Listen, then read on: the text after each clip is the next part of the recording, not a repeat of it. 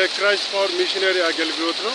በክራይስት ፓወር ሚሽነሪ አገልግሎት ወጣት የመጨረሻ ዘመን የትውልድ በረከት ክርስቶስ እንደሆነ የምናውጅበት ነው። ሰው በኃይሉ አይበረታም። የጥበብ ሁሉ መጀመሪያ እግዚአብሔርን መፍራት ነው። ስለዚህ ሰዎች ክርስቶስን ካመኑ በክርስቶስ ሲጠጉ ይበረታሉ። የሰላም፣ የደስታ፣ የበረከት ምንጭ፣ የስኬት ሁሉ ምንጭ የትውልድ በረከት ኢየሱስ ነው።